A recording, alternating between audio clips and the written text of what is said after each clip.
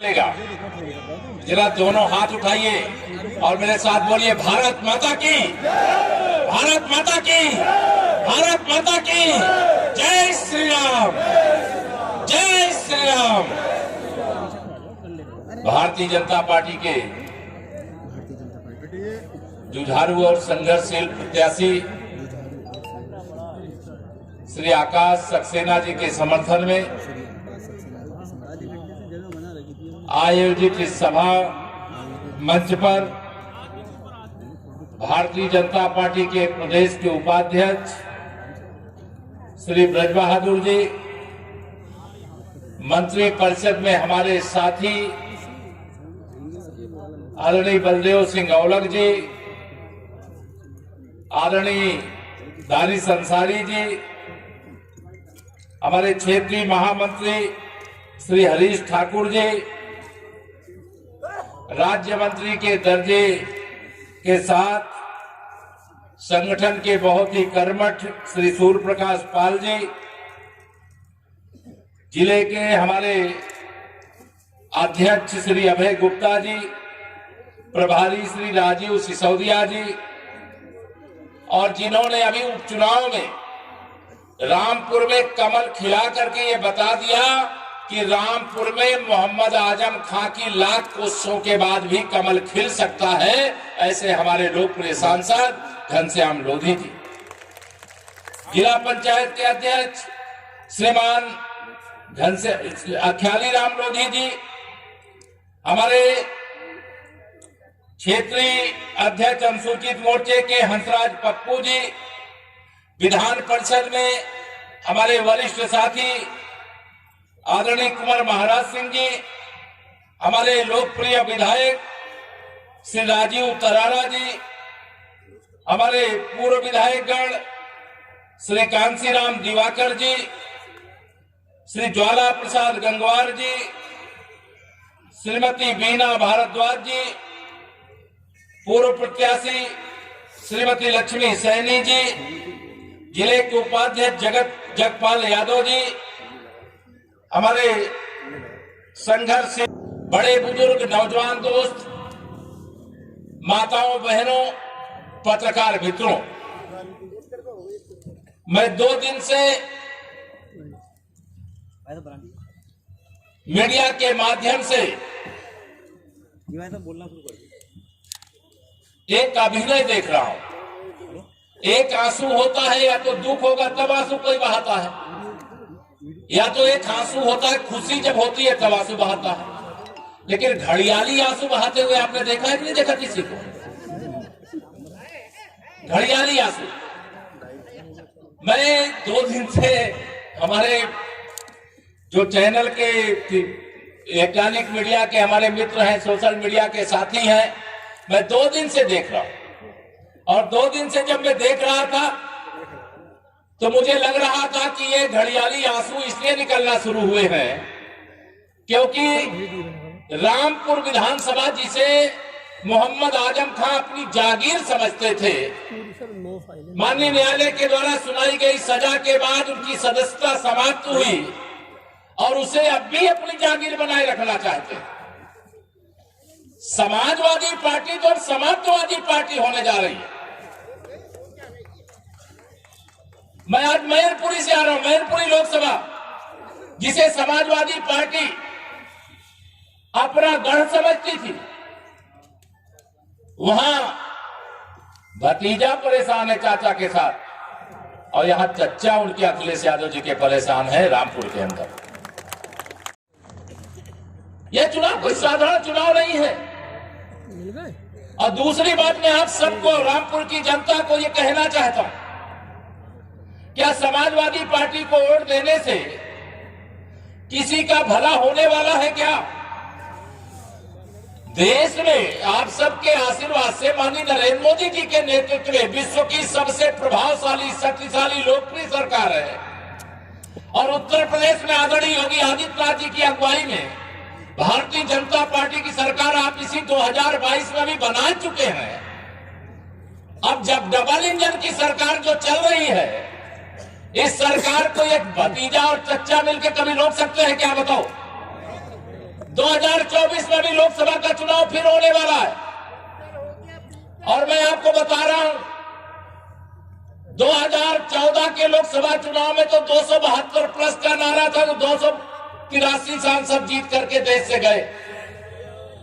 और 2019 में जब सपा बसपा एक हो गए, उस समय नारा लगाया गया कि अब तो मोदी जी को देश के प्रधानमंत्री पद की शपथ नहीं लेने देंगे। लेकिन देश की जनता ने तय किया था, देश के गरीबों ने, किसानों ने, मजदूरों ने, व्यापारियों ने, बुजुर्गों ने, सबने मिलकर के तय किया था कि माननीय नरेंद्र मोदी जी देश के प्रधानमंत्री हैं और 2019 में फिर से देश का प्रधानमंत्री बनाने का काम करेंगे। और 300 से ज्यादा सांसद माननीय मोदी जी के नेतृत्व में सपा बसपा के गठबंधन के बाद भी उत्तर प्रदेश से 64 सांसद जीते थे। अब तो 66 हो गए हैं। 66 कैसे हो गए? एक आजमगढ़, जहां से श्री अखिलेश यादव सांसद थे, वहां उपचुनाव हुआ, वहां से हमारे दिनेश लाल यादव निरहुआ जीत करके माननीय मोदी जी की सेना के सिपाही बन करके पहुंच गए। और एक अखिलेश यादव जी के चच्चा की सीट थी। और यहां से हमारे श्री घनश्याम रोधी जी कमल खिला करके माननीय मोदी जी की सेना के सिपाही बनकर के देश की संसद में रामपुर की आवाज को बुलंद करने का काम कर रहे हैं। और 5 तारीख को वोट पड़ेगा और 8 दिसंबर को मैं आपको बता करके जा रहा हूं, मैनपुरी लोकसभा, रामपुर की विधानसभा, खतौली की विधानसभा, तीनों में फिर से कमल का फूल खिलने जा रहा है। फिर से कमल का फूल खिलने जा रहा है। मोहम्मद आजम खां की मैं एक बात आज देख रहा था कि पुलिस प्रशासन जितना निष्पक्ष भारतीय जनता पार्टी के सरकार में काम करता है, तुम्हारा शासनकाल हमें याद है। आप तो दंगा कराने वाले मंत्रियों में से गिने जाते थे।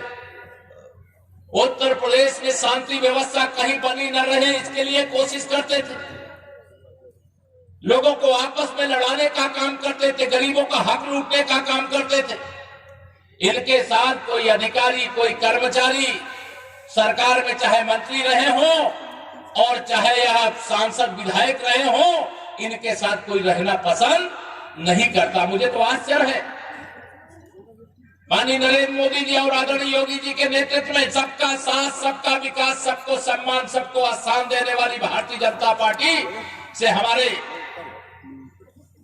अल्पसंख्यक समुदाय के मुस्लिम भाई क्यों दूर थे।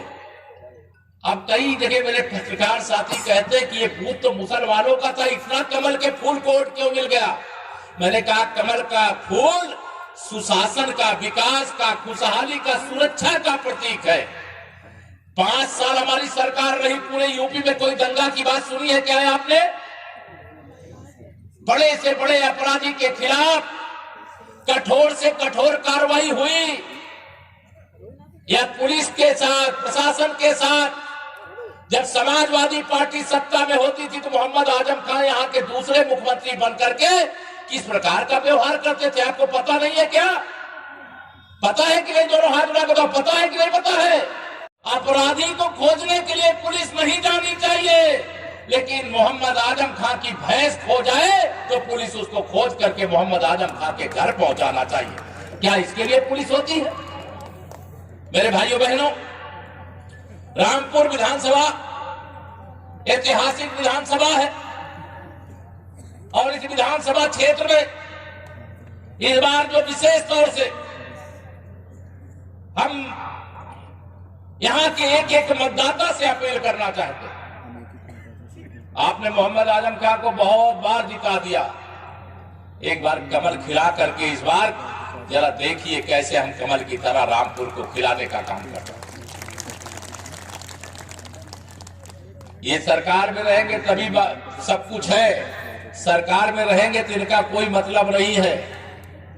आज मैं सुबह पढ़ रहा था कि आत्महत्या करना हराम है, अन्यथा मैं आत्महत्या कर लेता। सुना है कि नहीं आप लोगों ने? आज मैं अभी सुबह सुबह देख रहा था समाचार में, मैंने कहा ये कहां से आ गए? अरे इतने मुकदमे लिखे हैं, उसकी जांच चल रही है, उस न्यायालय के समक्ष मामले विचाराधीन है उसमें सजा होगी तो सजा कौन भुगतेगा? इतने मुकदमे कितने गरीबों को परेशान किया है। जितने आंसू आप तो घड़ियाली आंसू बहा रहे हो, लेकिन कितने गरीबों ने, चाहे वो हिंदू हो चाहे मुसलमान हो, आपने उनको खून के आंसू रुलाने का पाप किया है, अपराध किया है, और उसकी सजा इस चुनाव में आपको यहाँ की जनता जरूर देगी। किसी को माफ करने का काम किया, किसी को क्षमा करने का काम किया, किसी का उत्थान करने का काम किया नहीं, सदैव जहर उगलने का काम किया है, सदैव विष वमन करने का काम किया है, समाज की एकता को तहस नहस करने का काम किया है, भारत माता को डायन कहने का पाप किया है। और ऐसे मोहम्मद आजम खान को सबक सिखाने का आपके पास अवसर है।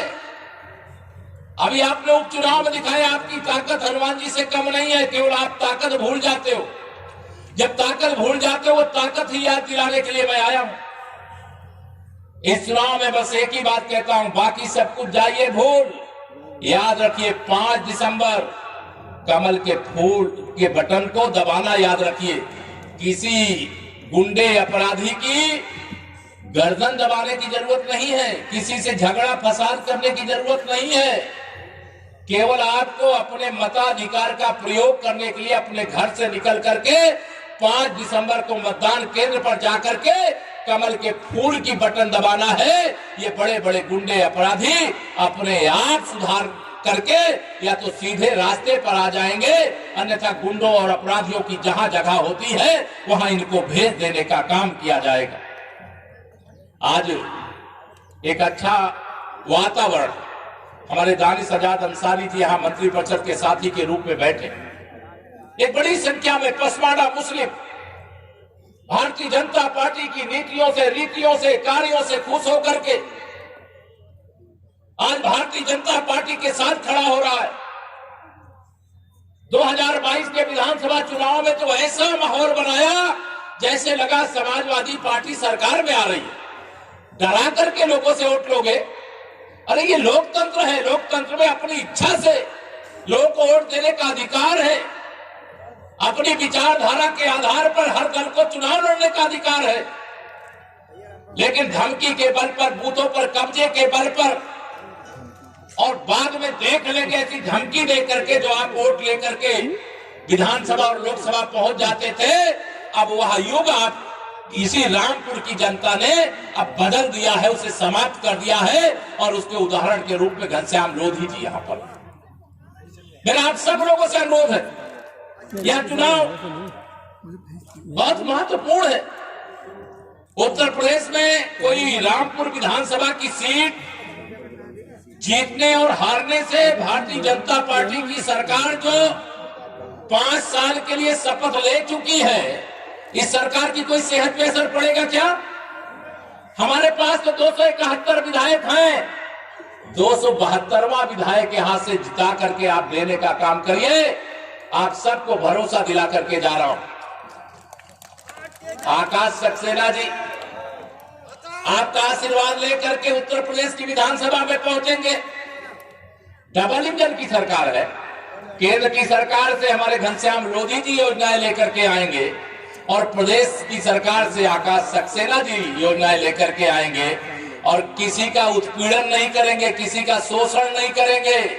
शोषण करने वालों की विदाई का वक्त है। और मैं आपको ऐसे नहीं भाषण दे रहा हूं कि मैं ऐसे बोल रहा हूं कि सपा समाप्त हो रही है। समाजवादी पार्टी की जितनी ताकत थी, वह पूरी ताकत अभी 2022 के विधानसभा चुनाव में अपनी ताकत दिखा लिया है।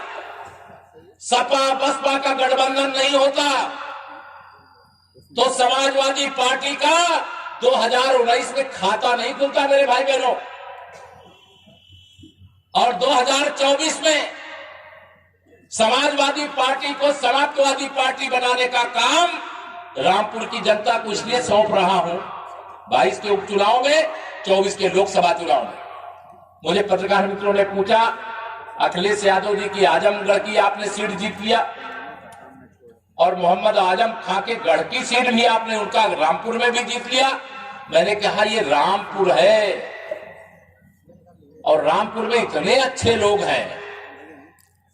मैं 2016 से प्रदेश अध्यक्ष बनने के बाद कई बार रामपुर आ चुका और आपने भरपूर अपना आशीर्वाद भी हमारी पार्टी को, हमारे प्रत्याशियों को दिया है।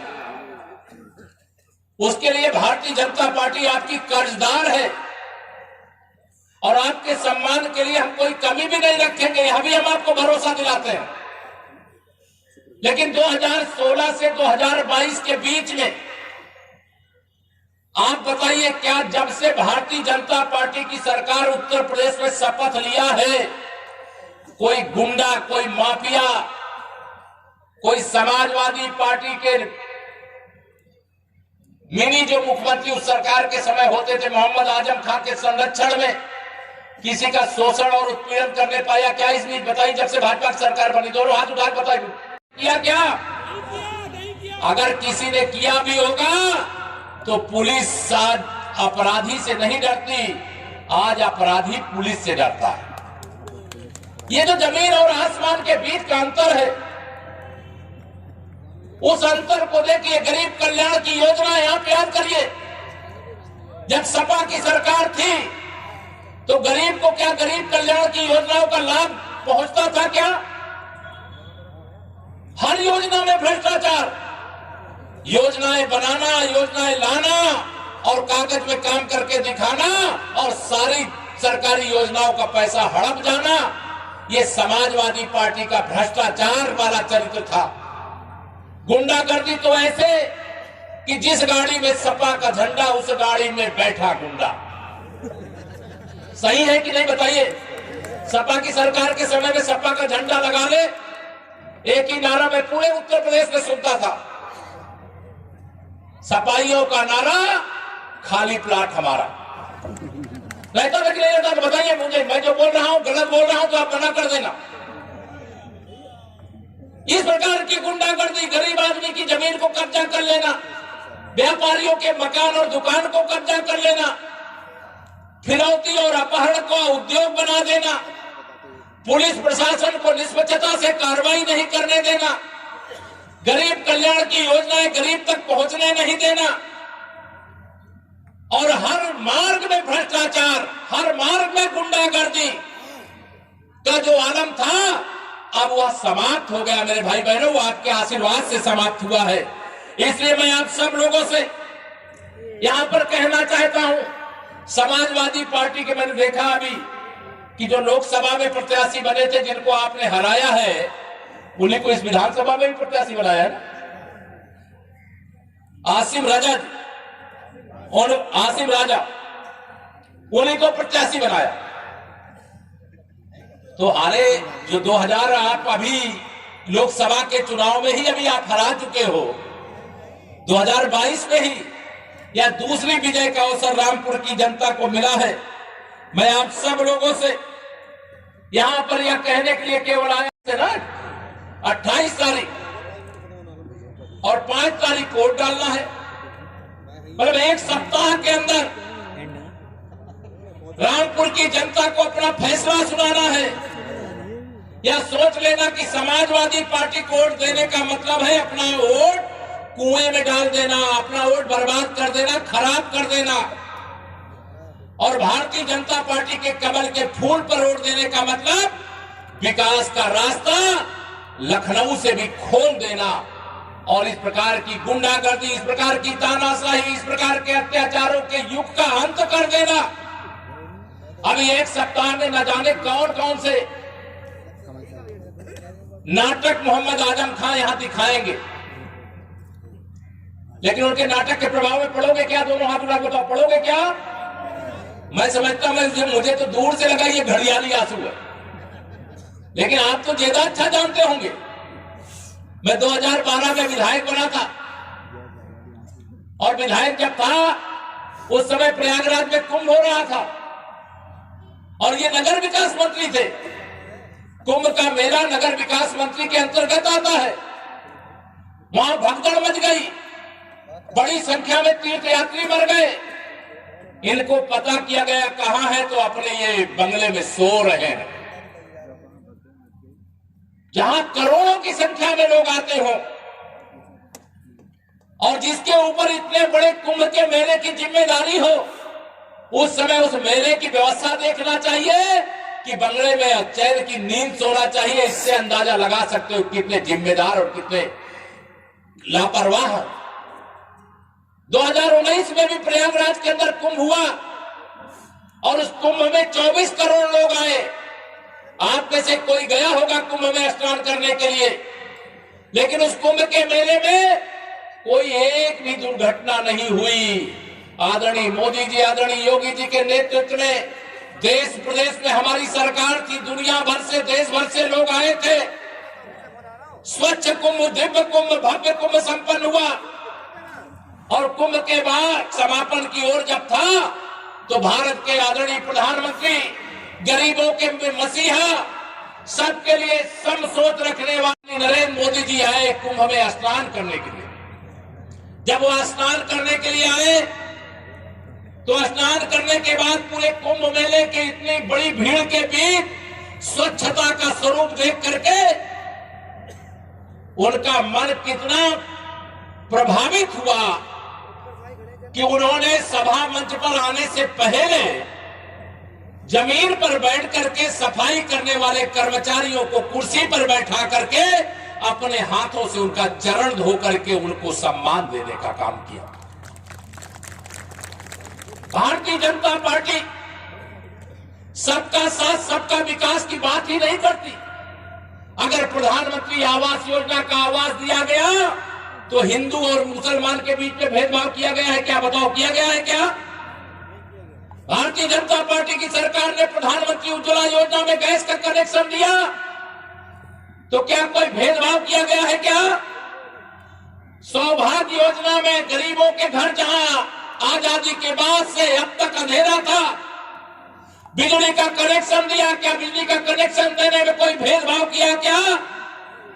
कोरोना की वैक्सीन जिसे समाजवादी पार्टी के मुखिया श्री अखिलेश यादव जी कहते थे ये वैक्सीन मैं नहीं लगाऊंगा, ये भाजपा की वैक्सीन है। आप बताइए, अभी आज मैं पढ़ रहा था अखबार सुबह, चीन जो दुनिया का अपने को शक्तिशाली देश समझता था, जहां से कोरोना की शुरुआत हुई थी, वहां कोरोना फिर आ गया। 30 साल बाद वहां के छात्र, वहां के नागरिक सड़कों पे आंदोलन कर रहे हैं, लेकिन 130 करोड़ की आबादी वाले हिंदुस्तान में सबको कोरोना की वैक्सीन माननीय प्रधानमंत्री नरेंद्र मोदी जी ने निःशुल्क लगवाई कि नहीं लगवाई? बताओ, लगवाई है कि नहीं लगवाई है? कोई भेदभाव हुआ क्या कि हिंदू को लगेगा मुसलमान को नहीं लगेगा? ऐसा किया गया क्या? कोरोना के बाद जब लॉकडाउन लग गया, लॉकडाउन के दौरान बहुत से रोज कमाने रोज खाने वाले थे, उनके खाने की समस्या ना हो, कोई भूखा न रह जाए, इस संकल्प को सफल बनाते हुए पीछे 2 साल से 2.5 साल लगभग हो गया है, प्रधानमंत्री गरीब कल्याण अन्न योजना का राशन उत्तर प्रदेश में तो लगभग 15 करोड़ लोगों को और देश में 80 करोड़ लोगों को निःशुल्क भोजन के लिए राशन फ्री में मिल रहा है कि नहीं मिल रहा? बताओ, मिल रहा है कि नहीं मिल रहा? हाथ उठा बताओ, मिल रहा है कि नहीं मिल रहा? भारतीय जनता पार्टी की सरकार है इसलिए राशन मिल रहा है। समाजवादी पार्टी की सरकार होती तो मोहम्मद आजम खां का भाषण आपको मिलता, राशन नहीं मिल सकता। कोई बीमार हो जाए तो उसके इलाज के लिए गोल्डन कार्ड की व्यवस्था है कि 5 लाख रुपए तक का इलाज गरीब परिवार का कोई सदस्य करा ले और उस कार्ड से भुगतान सरकार करती है। इस प्रकार का परिवर्तन भारतीय जनता पार्टी की सरकार में हुआ है। मैं आप सब लोगों को लंबी बातें नहीं करना चाहता, क्योंकि रामपुर में विकास के नाम पर जौहर विश्वविद्यालय बनाने के लिए किस प्रकार से गरीबों की जमीनों को कब्जा कर लिया गया, किस प्रकार से यूनिवर्सिटी कैंपस में गेस्ट हाउस को बंद कर लिया गया, किस प्रकार से बनने वाले नदी सेतु को केवल अपनी सुविधा के लिए उसका रास्ता मोड़ दिया गया। भूल गए? याद है सबकी? भूल गए आप लोग? मैं आप सब लोगों से निवेदन करना चाहता हूं, आने वाली 5 तारीख को भारतीय जनता पार्टी के चुनाव निशान कमल के फूल पर वोट दे करके आकाश सक्सेना जी जो भारतीय जनता पार्टी के प्रत्याशी हैं, केवल आकाश सक्सेना जी नहीं, यहाँ बैठा केशव प्रसाद सहित संपूर्ण मंच आपका प्रत्याशी है और कमल का फूल आपका चुनाव निशान है। और आने वाली 5 तारीख को कमल के फूल की बटन दबा करके साइकिल को सदा सदा के लिए पंचर कर दीजिए। सपा की साइकिल को सदा सदा के लिए पंचर कर दीजिए। अब रामपुर में साइकिल की जरूरत है क्या? दोनों हाथ उठा, जरूरत है क्या? अब रामपुर को साइकिल की जरूरत नहीं है, कमल के फूल की जरूरत है। क्योंकि विकास के लिए यहां लक्ष्मी जी चाहिए, पैसा चाहिए। और लक्ष्मी जी साइकिल में बैठ करके नहीं आएंगी, कमल के फूल पर बैठ करके आएंगी। इसलिए आप सब लोगों से यही विनती करके जा रहा हूं, निवेदन करके जा रहा हूं, प्रार्थना करके जा रहा हूं। और 8 दिसंबर के बाद फिर आपके बीच में आऊंगा। लेकिन उससे पहले जब मैं पिछली बार आदरणीय घनश्याम जी लोधी जी का प्रचार करने के लिए आया, तो मेरे जाने के बाद मोहम्मद आजम खान ने जहर उगला था, कुछ बोला था, सुना था आपने? नहीं सुना था? उन्होंने मेरे प्रति अपशब्दों का प्रयोग किया था। जो चच्चा जैसा वैसे इनका बच्चा यानी इनका भतीजा अखिलेश यादव जिससे सदन में बहस हो रही थी, तो वहां वो अपना आपा खो बैठते। अगर यहां चुनाव होता है तो मोहम्मद आजम खान अपना आपा खो बैठते हैं और अपमानजनक भाषा का प्रयोग करते हैं। आप सब ने लोकसभा के चुनाव में अपना बदला लेने का काम किया है और इस चुनाव में भी, रामपुर के विधानसभा चुनाव में, मैं भारतीय जनता पार्टी परिवार के एक एक कार्यकर्ता का आह्वान करता हूं, यहाँ की एक एक जनता का आह्वान करता हूं कि आप कमल के फूल पर वोट दे करके ऐसी अहंकारी सोच रखने वालों के अहंकार को नष्ट कर दीजिए। अहंकार बर्दाश्त नहीं किया जाएगा। लोकतंत्र की मजबूती के लिए, विकास के लिए, सुशासन के लिए, सुरक्षा के लिए, सबके जीवन में खुशहाली के लिए कमल के फूल पर बटन दबा करके भारतीय जनता पार्टी प्रत्याशी हमारे छोटे भाई आकाश सक्सेना जी को रिकॉर्ड वोटों से विजयी बनाने का काम करिए। इतना ही निवेदन करके देता हूं अपनी वाणी को विराम। जरा दोनों हाथ उठा करके बोलिए, जय श्री राम, जय श्री राम, जय श्री राम। आप सबका बहुत बहुत धन्यवाद।